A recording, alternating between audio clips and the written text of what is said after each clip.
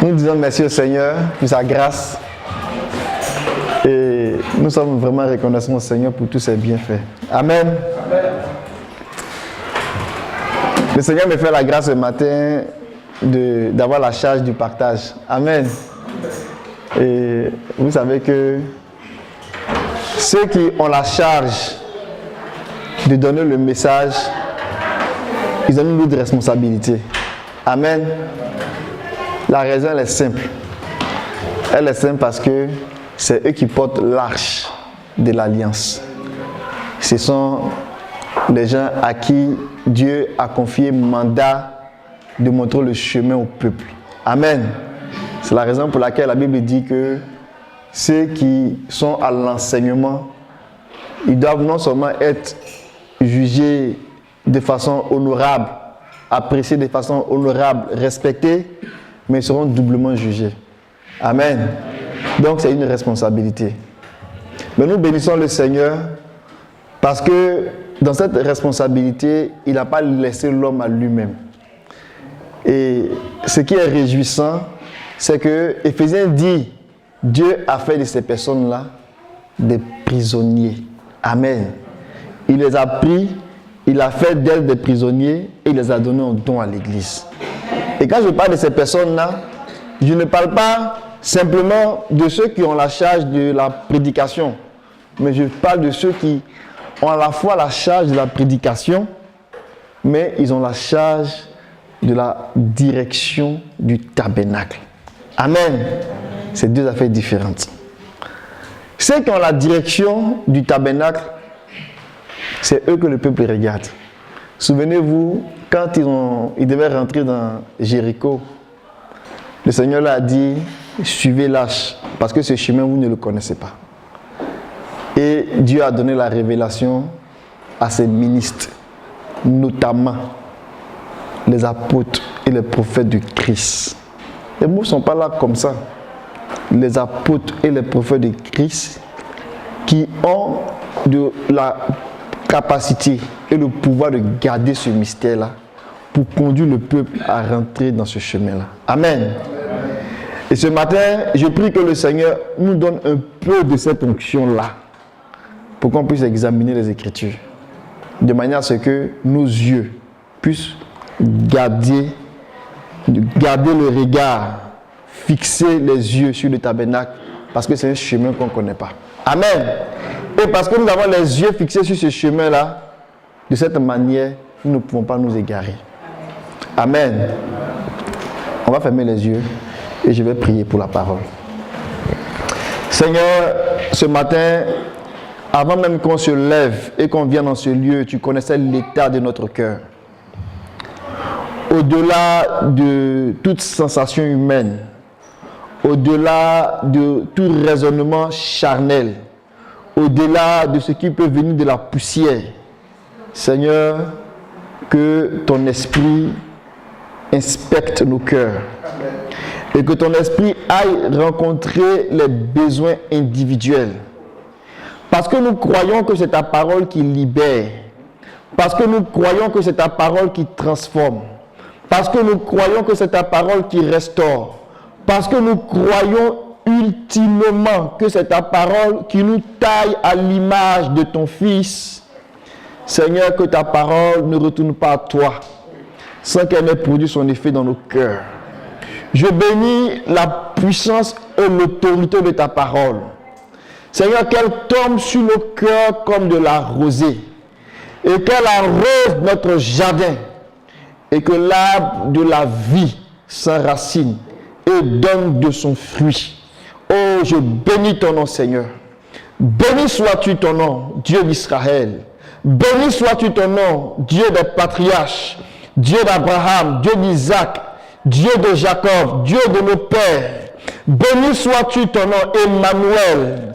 Seigneur, viens régner au milieu de nous par la puissance et par l'autorité de ta parole. Je commande à toute chaîne, à toute forme d'ignorance, à toute résistance à la connaissance de Christ, à toute résistance à la révélation de Christ, de maintenant tomber au nom de Jésus. Tout obstacle, toute barrière, toute forme, Seigneur, d'incrédulité, Seigneur, qui empêche, Seigneur, de voir briller l'évangile de salut, l'évangile de notre liberté, l'évangile de notre guérison, l'évangile de notre résurrection. Que ces choses-là mordent la poussière. Nous voulons avoir les yeux fixés sur toi. Et nous voulons avoir les yeux fixés, Seigneur, sur l'arche de l'alliance qui nous conduit dans le pays, qui nous conduit dans le pays, qui nous conduit dans le pays, sans distraction. Nous voulons fixer et marcher dans ce chemin-là, au nom de Jésus. Que ta parole soit bénie. Merci, Seigneur, au nom de Jésus. Amen. Amen. Amen. Que le nom du Seigneur soit béni. J'aimerais continuer sur le sujet qu'on a commencé à regarder depuis plusieurs dimanches. Nous avions parlé du désert. Amen. Amen. Et je pense bien que le titre que le frère Memel avait identifié, c'était « Ces choses leur sont arrivées pour servir d'exemple ». Amen. Et je suis dans la suite de ce message aujourd'hui. Et je bénis le Seigneur qui, à travers ce message-là, est en train de nous montrer beaucoup de choses. Amen. Et je prie qu'on fasse attention à ce qui sera dit ou à ce qui est dit. Et je rends grâce à Dieu parce qu'il y a beaucoup de choses qui ont été dites ce matin qui rejoignent aussi ce message-là. Donc nous croyons que vraiment l'Esprit est à l'œuvre.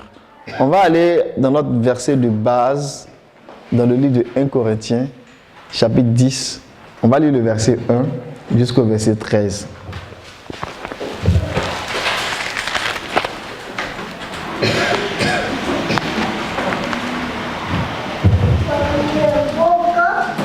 Est-ce que quelqu'un pourra faire la lecture? 10, à partir du verset 1 jusqu'au verset 13. Frères, je ne veux pas que vous ignoriez que nos pères ont tous été sous la nuée, qu'ils ont tous passé au travers de la mer, qu'ils ont tous été baptisés en Moïse dans la nuée et dans la mer, qu'ils ont tous mangé le même aliment spirituel, qu'ils ont tous bu le même breuvage spirituel, car ils buvaient à un rocher spirituel qui les suivait, et ce rocher était Christ. Amen. Mais la plupart d'entre eux ne furent point agréables à Dieu, puisqu'ils périrent dans le désert. Or, ces choses sont arrivées pour nous servir d'exemple, afin que nous n'ayons pas de mauvais désirs comme ils en ont eu. Ne devenez point idolâtres comme quelques-uns d'eux, selon qu'il est écrit. Le peuple s'assit pour manger et pour boire, puis ils se levèrent pour se divertir. Ne nous livrons point à l'impudicité comme quelques-uns d'entre s'y livrèrent, de sorte qu'il en tomba 23 000 en un seul jour. Ne tentons point le Seigneur comme il tentait quelques-uns d'eux qui périrent par les serpents. Ne murmurez point comme murmuraient quelques-uns d'eux qui périrent par l'exterminateur. Ces choses leur sont arrivées pour servir d'exemple, et elles ont été écrites pour notre instruction, et nous qui sommes parvenus à la fin des siècles. Ainsi donc, que celui qui croit être debout prenne garde de tomber. Verset 13. Aucune tentation ne vous est survenue qui n'ait été humaine, et Dieu, qui est fidèle, ne permettra pas que vous soyez tentés au-delà de vos forces, mais avec la tentation, il préparera aussi le moyen d'en sortir, afin que vous puissiez la supporter. Amen. Amen. Amen. Nous bénissons cette lettre, cette portion de lettre que Paul a écrite aux Corinthiens. On avait dit beaucoup de choses par rapport à ce passage pour essayer de revenir sur certains points et faire la suite. Je vais essayer de faire vraiment une petite introduction, puis ça va aider aussi à ceux peut-être qui ont perdu le fil, et puis à ceux qui n'ont jamais entendu parler de ce message-là, de pouvoir faire les connexions.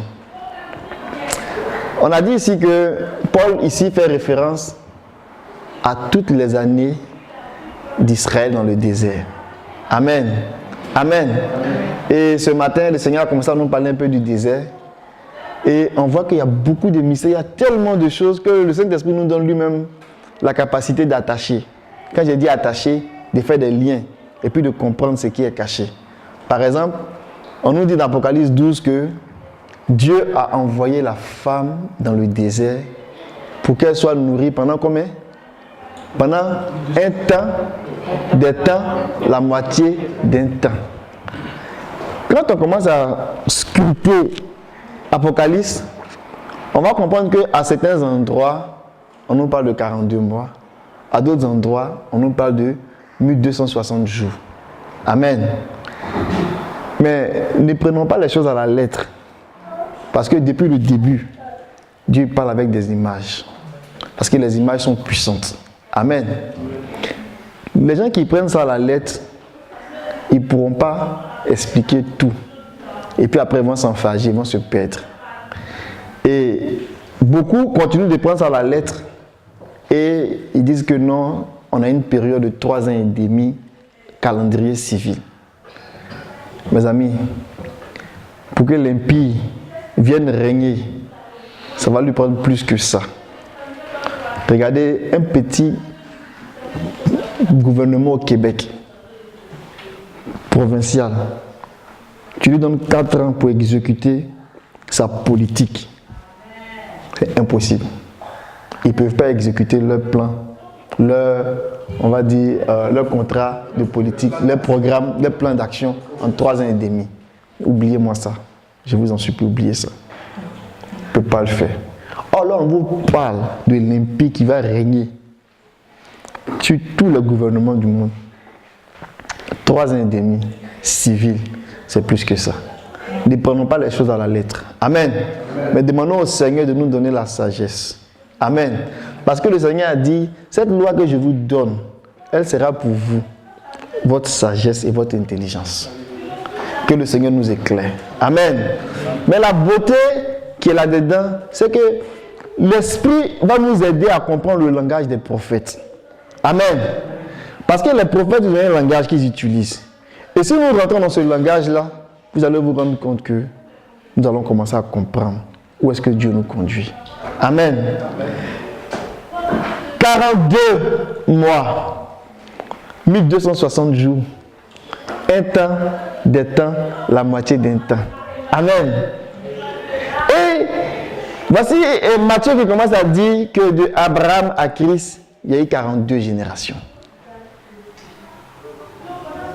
Ce n'est pas une erreur, ce n'est pas un hasard. Il y a un mystère là-dedans.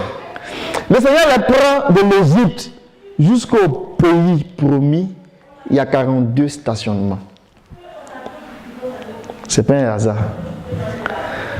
Le parcours du désert, ça a duré 42 stationnements. Dépendamment de combien de temps ils ont duré sur un campement, un stationnement. Vous me comprenez?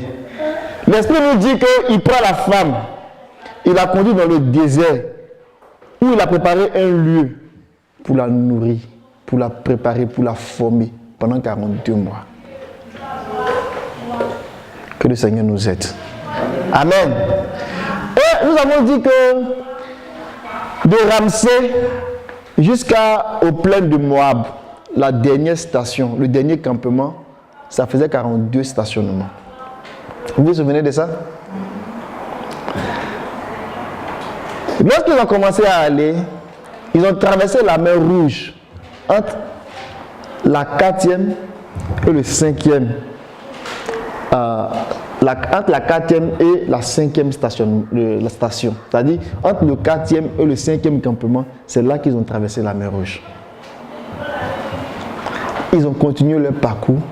Ils sont arrivés au 12e campement. Et le 12e campement, c'est le campement de Sinaï. Amen. À Horeb, le 12e campement. C'est là que le Seigneur a dit, installez-vous. J'ai des choses à vous dire. Amen. Mais avant d'aller, nous avons vu que toute l'expérience d'Israël était une expérience surnaturelle. C'est la raison pour laquelle En partant, Dieu les a baptisés. On a vu que Dieu les a baptisés à travers la mer, de l'eau, mais Dieu aussi les a baptisés par son souffle. Il les a baptisés en traversant la mer, mais il les a aussi baptisés même quand ils sont arrivés à Sinaï. La Bible dit que l'Esprit est descendu avec force ce jour-là et tout tremblait. Amen. Ils ont continué leur route. Et ils sont arrivés à la 33e station, qui est la station de Kadesh Barnea. Vous vous souvenez de cette station-là? La 33e station de Kadesh Barnea, c'était la station où est-ce qu'il leur restait seulement 20 jours pour arriver à Canaan, pour arriver au pays promis. Parce qu'ils sont allés aller-retour, ils ont fait 40 jours. Donc ils étaient déjà à 20 jours du pays que Dieu avait promis. Mais vous savez avec moi que quand ils sont revenus de là, ils ont fait beaucoup de dégâts. Au point que le Seigneur était vraiment très désolé, très fâché. Et il a dit, comme vous ne voulez plus rentrer dans le pays, alors qu'il est resté 20 jours, le Seigneur dit, après avoir déjà fait 2 ans, le Seigneur a dit, je décrète, un jour sera comme 40, sera comme 1 an. Amen. De sorte que vous avez fait 40 jours pour aller, pour revenir. 40 jours pour aller voir le témoignage et pour venir confirmer le témoignage. Vous êtes allé, vous êtes revenu et vous êtes resté incrédule. Donc, pour les 40 jours, un jour égale à 1 an, tout le parcours dans le désert, ça vous fera 40 ans. C'est de là que viennent les 40 ans. Initialement, c'était 42 stationnements que Dieu avait prévus, mais qui ne devaient pas durer nécessairement 40 ans. Amen. Amen. Là où je vais vous conduire ce matin, c'est que l'expérience d'Israël, ça nous parle à 2 niveaux. Premièrement, à un niveau individuel. Ça veut dire quoi? Ça veut dire que ce que Israël a connu en se faisant baptiser dans la mer Rouge, d'abord en sortant de l'Égypte, c'est-à-dire en sortant du monde, jusqu'à aller dans la terre promise, qui est la finalité dans laquelle l'évangile nous conduit. Cette expérience d'Israël-là, à un niveau individuel, chacun pour sa part, ça nous parle. Et on peut savoir, avec ce qui est arrivé à Israël, où on se situe et comment on marche avec Dieu. Pourquoi j'ai dit ça? Revenons au verset 6. Il dit, ce sont là des exemples pour nous, afin que nous n'ayons pas de mauvais désirs comme ils en ont eu. Le verset 11. Or, tout cela est arrivé à titre d'exemple et a été écrit pour nous avertir, nous sur qui la fin des temps est arrivée. Dans notre version, c'est nous qui sommes parvenus à la fin des temps. Cela est arrivé pour nous avertir. Cela est arrivé pour notre instruction. Amen. Quand on parle de l'instruction, l'instruction, c'est ce qu'on te donne pour éviter les pièges de la vie. Amen. C'est différent de l'enseignement. La Bible dit que la parole de Dieu vient nous enseigner. Ça, c'est une chose. Ça vient pour renverser les fausses compréhensions. Vous comprenez? Ça vient pour démolir les faussetés qu'on a reçues. Ça, c'est encore une autre chose. Ça vient aussi pour corriger ce qui est boiteux. Ça, c'est une autre chose. Mais ça vient aussi pour instruire. Ça vient pour nous avertir. Amen. Amen. On ne va pas rentrer dans la nuance de ces 4 éléments-là. Mais voilà les 4 bras du fleuve de la parole qui coule vers nous. Ça vient faire ces choses-là en nous. Et la Bible dit que l'espérance d'Israël est arrivée à notre premier niveau pour nous avertir, pour nous instruire. Ça veut dire qu'en tant que chrétien, chacun pris individuellement devrait analyser ce qui est arrivé à Israël. Et pour comprendre comment Dieu le prend à travers ces 42 stationnements-là pour le faire rentrer dans le pays. Parce que c'est une longueur de consécration. Amen. Le désert, nous avons dit que c'est un lieu que Dieu lui-même a choisi.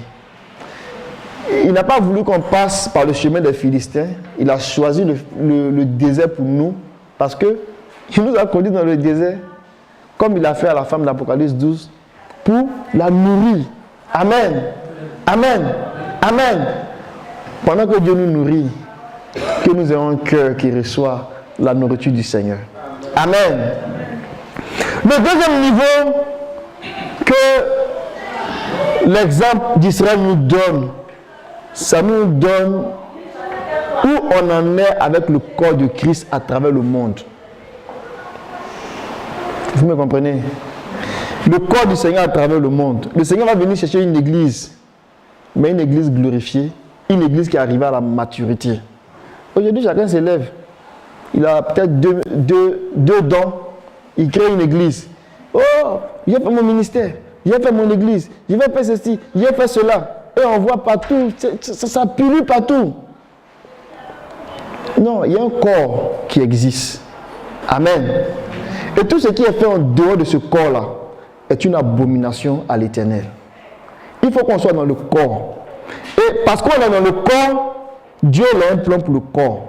Le corps est en train de grandir, est en train d'aller à sa maturité. Amen.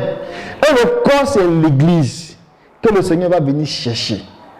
Le corps, c'est l'église que le Seigneur va venir chercher. Et le ministère que Dieu a donné, les 5 ministères que Dieu a donnés dans Éphésiens 4, c'est pour s'assurer que cette femme qui est le corps, elle est parée, elle est habillée dans les vêtements qui conviennent au Seigneur. Donc, si tu n'as pas compris ça, et que tu commences à faire autre chose en dehors de cet esprit-là, ce que tu fais, c'est un veau d'or. On va revenir là-dessus. Amen. Donc, je veux qu'on ait ces deux choses à l'esprit. L'exemple d'Israël, là, individuellement, comment ça nous parle, et collectivement, en tant qu'Église, comment ça nous parle. C'est pour cela que Paul dit, ça leur est arrivé pour nous avertir. C'est la raison pour laquelle il va revenir sur les baptêmes. Il dit, regardez Israël, ils ont été baptisés, comme nous aujourd'hui on est baptisés. Regardez Israël, ils ont reçu l'onction, ils ont reçu le surnaturel, comme nous aujourd'hui, nous avons ces choses dans l'église. Regardez Israël, ils ont mangé à une nourriture spirituelle. C'est vrai, parce que le pain qu'ils mangeaient est tombé du ciel. C'était la manne. Amen. C'était la nourriture du ciel. Ce n'est pas un homme qui leur a donné ça, c'est Dieu lui-même. Ils ont bu à un rocher. Ils n'ont pas trouvé des sources d'eau comme ça. Ils buvaient à un rocher qui les suivait. Amen. Amen. Donc ils ont vécu une expérience spirituelle, surnaturelle. Mais là où ça devient préoccupant, ou bien sérieux, c'est le verset 5. Il dit, pourtant, la plupart d'entre eux n'ont pas été agréés par Dieu, puisqu'ils ont été abattus dans le désert. Que le Seigneur nous donne la crainte de son nom. Israël a vécu tout ça. Mais la Bible dit, la plupart d'entre eux n'ont pas été agréés à Dieu. Donc s'ils sont morts, ce n'est pas parce qu'ils étaient vieux. La Bible dit que quand Moïse mourait, Moïse avait 120 ans. Et sa vue n'était point affaiblie. Donc ce n'est pas la vieillesse qui a tué Moïse. Aaron, il avait 123. Il était encore vigoureux. Ce n'est pas la vieillesse qui a tué Aaron. Et ils étaient comme ça plusieurs. La sœur d'Aaron, ce n'est pas la vieillesse qui l'a tué. La Bible dit que la plupart d'entre eux, parce qu'ils ont irrité le Seigneur ne les a pas fait rentrer dans le pays. Pourtant, ils ont vécu une expérience surnaturelle. Comme aujourd'hui, l'Église vit des expériences surnaturelles. En particulier, le type d'église qu'on appelle Pentecôte, qui marche selon les dons de l'Esprit et qui fait vraiment beaucoup de choses, des miracles. Mais ce n'est pas suffisant. Parce que si c'était suffisant, tous ceux qui ont vécu ça, ils allaient rentrer. Amen. Amen. Mais qu'est-ce qui est suffisant? Qu'est-ce qui est suffisant? Parce que le but, ce n'est pas la nuée, ce n'est pas l'eau qui sort du rocher. C'est la nuée, l'eau qui sort du rocher qui me fortifie pour que je rentre dans le pays. Vous me comprenez? Si je reçois la nuée et que je me mets dans le désert, pour Dieu, je n'ai pas atteint l'objectif. Si je bois de l'eau qui sort du rocher et que ma faim s'arrête dans le désert, pour Dieu, je n'ai pas atteint l'objectif. Mais qu'est-ce qui fait que je peux faire ça? C'est-à-dire bénéficier de la nuée, manger la nourriture spirituelle, boire le breuvage, ces expériences spirituelles, et puis ne pas rentrer. Ce qui fait ça, c'est parce que Dieu nous disqualifie.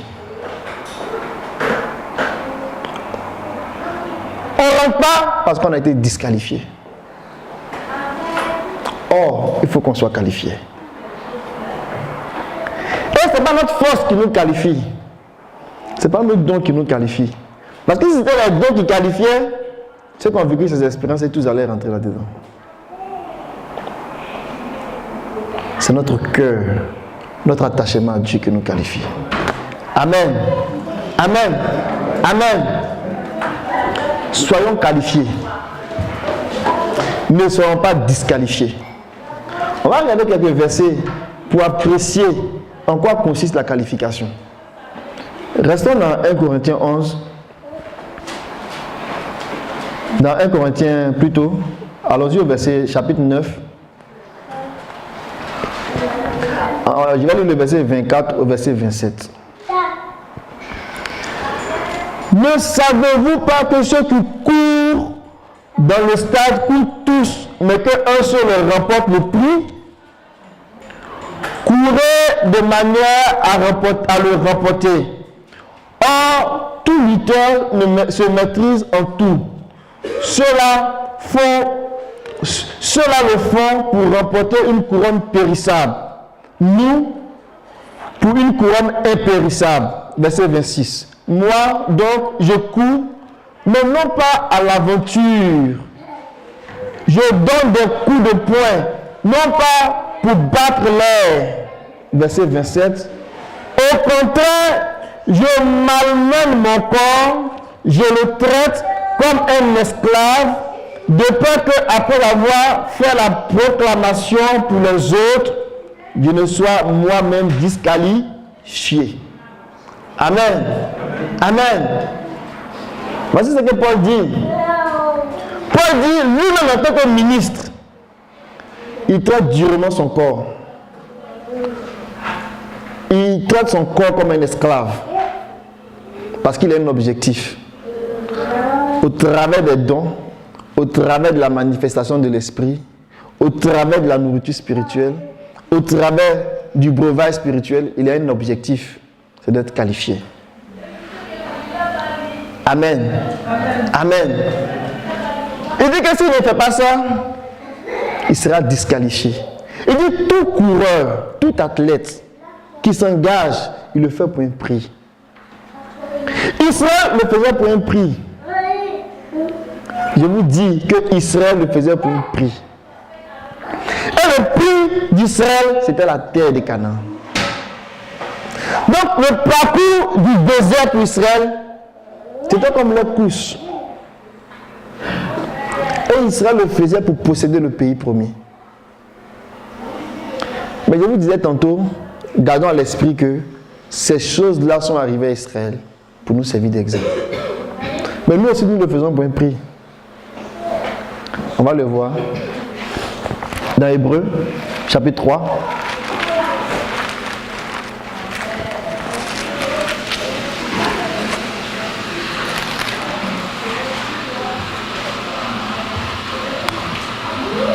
Le verset 1. Aussi, frères saints, qui avaient part à un appel céleste, considérez Jésus, celui que vous reconnaissez publiquement comme apôtre et grand prêtre. Amen. Amen. Amen. Qui avait part à un appel céleste. L'apôtre Paul va le répondre en Philippiens.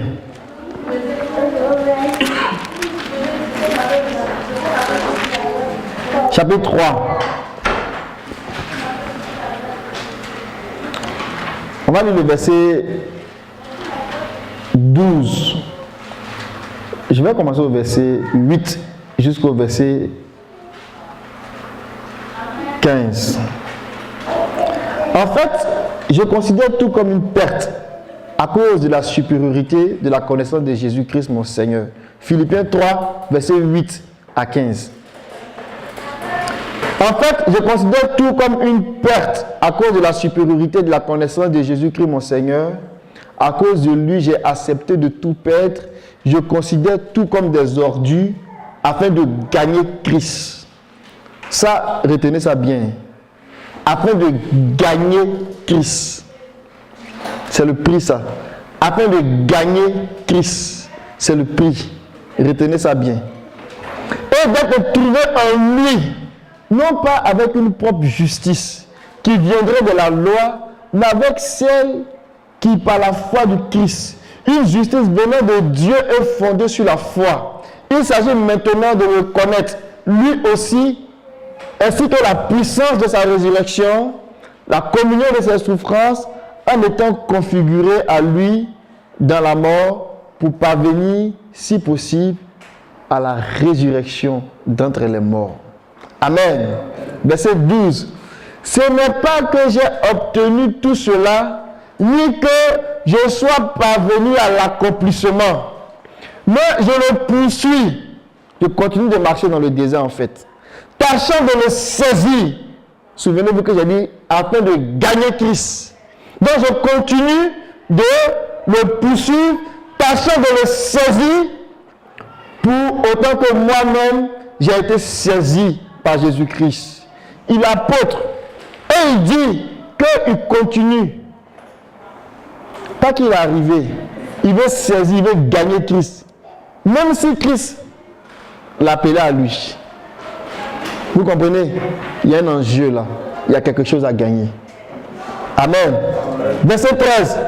En ce qui me concerne, mes frères, je n'estime pas moi-même l'avoir déjà saisi.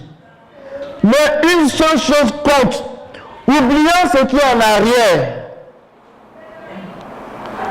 et tendant vers ce qui est en avant, verset 14, qui est mon verset de base, qui est mon verset pour lequel on lit ces passages-là. Il dit, je cours vers le but pour obtenir le prix de l'appel céleste de Dieu en Jésus-Christ. Amen. Amen. Il y a un prix. Israël, son prix, c'était la terre.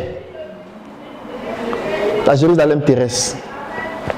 Mais nous, pour nous, on a un prix. Et notre prix, c'est un prix céleste. C'est la Jérusalem céleste. Amen. Nous avons un prix à gagner. Nous avons un prix à remporter. Et c'est ce que Paul explique ici. Et il va plus loin pour dire que si donc nous sommes des gens matures, dans d'autres versions, si nous sommes des gens accomplis, si nous comprenons ces choses-là, qu'il y a un prix à gagner, tenons-nous à cette pensée. Et si quelque point vous pensez différemment, Dieu vous éclairera là-dessus. Moi j'aime ça. Amen. Amen. Paul dit, ce qui est important là, c'est de comprendre qu'il y a un prix à gagner. Que lui-même en tant qu'apôtre, il n'a pas encore gagné ce prix-là. Donc il oublie ce qui est en arrière et il court de manière à remporter le prix en tant qu'athlète. Amen. Il traite durement son corps de manière à remporter le prix de la vocation céleste. Et il dit, en ce qui concerne ce prix, si nous qui sommes ici, si nous avons la maturité, ça veut dire quoi? Ça veut dire, selon Hébreux 5, si nous avons l'expérience de la parole de Dieu, ça veut dire quoi? Ça veut dire que si nous ne sommes pas des enfants, et que nous avons le discernement des choses de Dieu, nous devons comprendre tous qu'il y a un prix à gagner. Il y a une vocation. Amen. Donc ça là, ce sont les matures qui comprennent ça. Les enfants ne comprennent pas ça. Les enfants ils continuent à jouer. Quand il faut étudier, non, il n'y a pas de l'école pour faire quoi? Ils ne savent pas qu'il y a un prix à gagner. Amen. Mais Paul dit, si nous sommes matures, si nous avons de la maturité, nous devons comprendre qu'il y a un prix à gagner. Et si quelqu'un s'élève et puis dit qu'il n'y a pas de prix à gagner, c'est qu'il n'est pas mature. C'est pour ça que Paul dit, si nous sommes à ce niveau-là, d'un avis divergent, ça veut dire que si tu penses autrement, tu es disqualifié.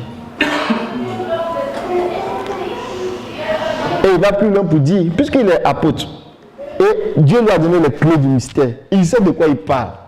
Donc quand il parle de ça, il dit si on n'est pas d'accord, il ne dit pas Dieu va nous éclairer, il dit Dieu va vous éclairer.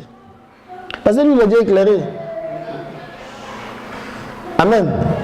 Mais entre nous là, on peut dire Dieu va nous éclairer, ça va aller. Lui il est apôtre. Et il dit dans Éphésiens 3, on va lire.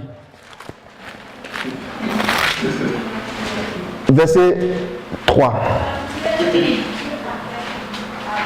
Et après on va lire le verset 5. Il dit, c'est par révélation que le mystère a été porté à ma connaissance. Amen. Amen. Comme je viens de l'écrire en quelques mots. Verset 5. Bon, on va lire le verset 4 même. En lisant cela, vous pouvez comprendre l'intelligence que j'ai du mystère de Christ. Amen. Quand on parle du mystère de Christ, là, c'est le tout. Hein. C'est depuis l'Égypte jusqu'à Canaan. Amen. Et Paul dit, vous pouvez comprendre, quand vous lisez mes épîtres là, vous pouvez comprendre la connaissance que j'ai du mystère de Dieu. C'est ça, c'est pas de l'orgueil. Parce que Dieu a fait de lui prisonnier. Amen. Et Dieu lui a donné à l'église un don. Donc, il fait sa chose, il fait son ministère, il exerce. Donc, il peut parler avec toute l'autorité. Parce qu'il a l'autorité. Amen. Et verset 5, il dit, ce mystère n'a pas été porté à la connaissance des fils des hommes dans les générations passées. Waouh! Quelle déclaration! D'où il vient Paul pour dire ça? Ça n'a pas été porté à la connaissance des hommes. On ne parle pas de n'importe quel homme, même des prophètes de l'Ancien Testament.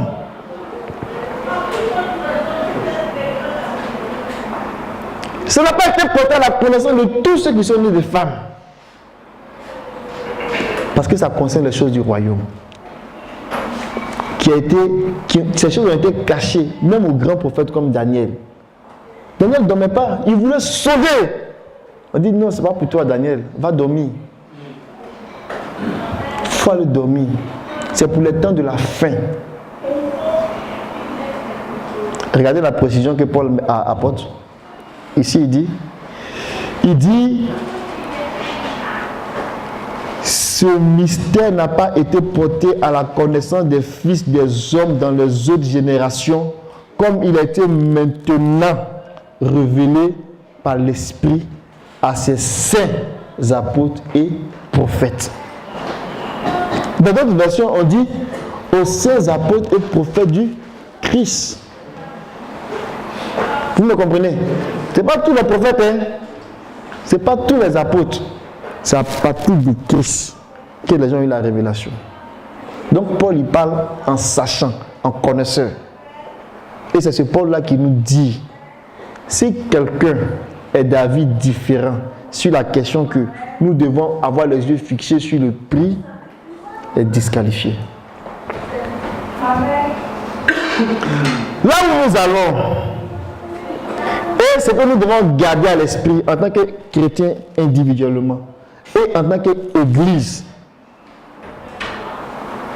c'est de dire Seigneur, comme le Seigneur a dit à l'église d'Éphèse, il faut que j'ai droit au fruit de l'arbre de la vie. C'est là-bas que Dieu nous conduit. Amen. Avoir droit au fruit de l'arbre de la vie.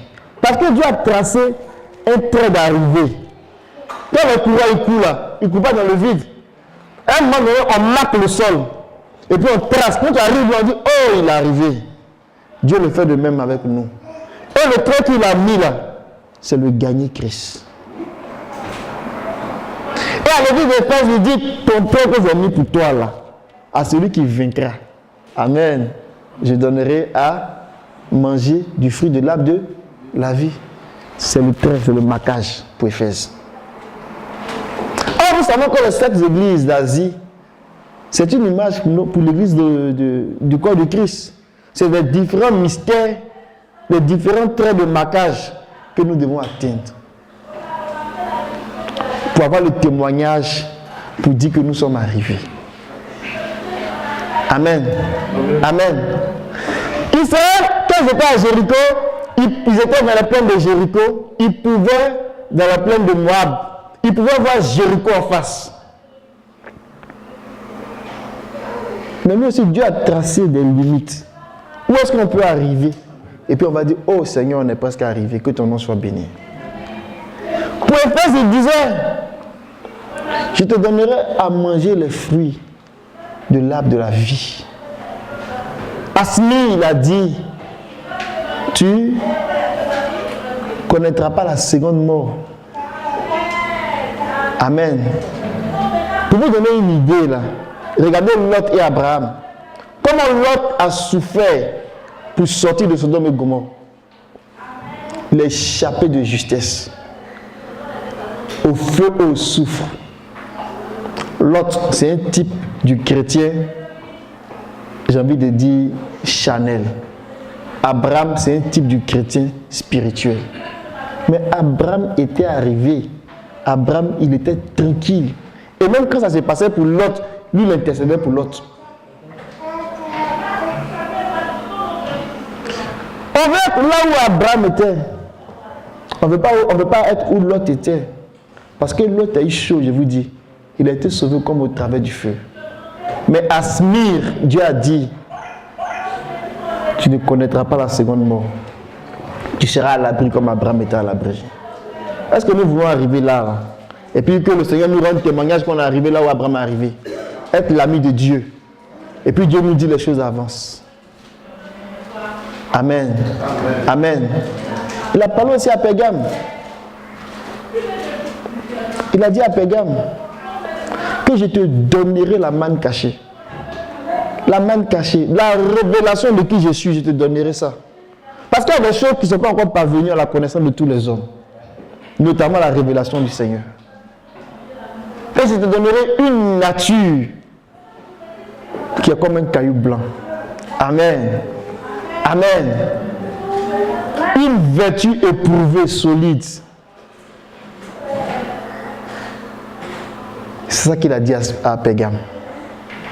Il a dit à Thyatire que à celui qui vaincra, celui qui va arriver, celui qui va avoir les yeux fixés sur l'objectif que je vais tracer, je vais te donner un bâton de commandement en fer, une verge en fer, et tu vas paître les nations.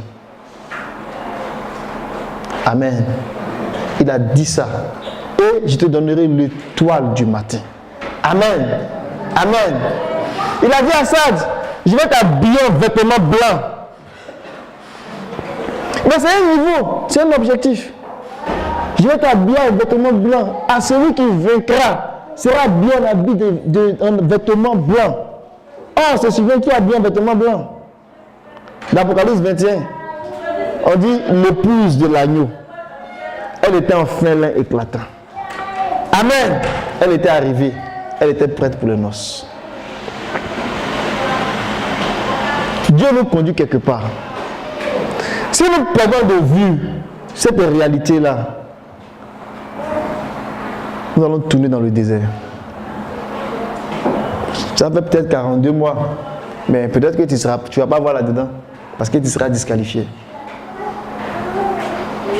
Que Dieu nous fasse grâce.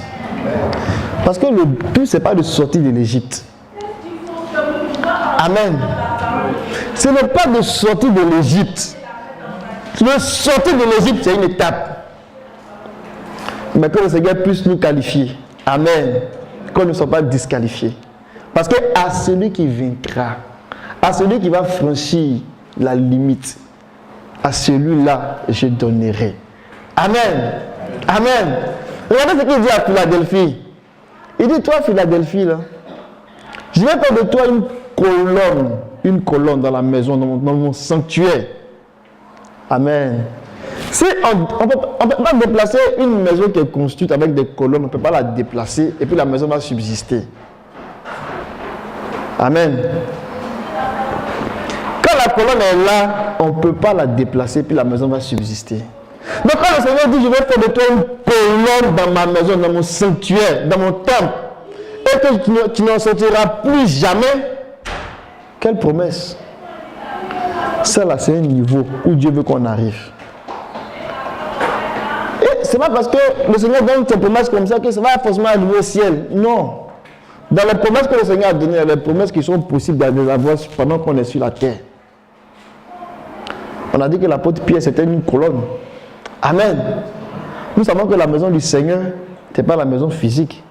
C'est nous qui sommes la maison du Seigneur. Et si parmi nous, il y a des colonnes, ils ne vont pas en sortir. Amen. Amen. Amen. Que le Seigneur nous fasse grâce. Qui veut être une colonne dans la maison du Seigneur et ne plus jamais en sortir? Alléluia. Nous voulons être des colonnes. Parce qu'une colonne là, on ne peut plus t'enlever. Si l'architecte veut t'enlever, ça c'est risque péril. Son chef d'œuvre va se gâter. Oh, c'est Dieu lui-même qui est l'architecte. Et puis lui dit, je ferai de toi une colonne. Et puis tu n'en sortiras pas. Amen. Alléluia. Alléluia. Que le Seigneur nous aide. Amen. Nous voulons être des colonnes. Parce que Dieu veut nous bâtir sa maison. Et puis il y a beaucoup de places pour des colonnes. Il y a beaucoup d'endroits pour des colonnes. C'est une maison de colonnes en fait. Amen. Amen. C'est une maison de colonnes. Avec des bases solides. Des bases en pierre. En pierre comme des diamants. Des bases de saphir. Imaginez-vous. C'est glorieux.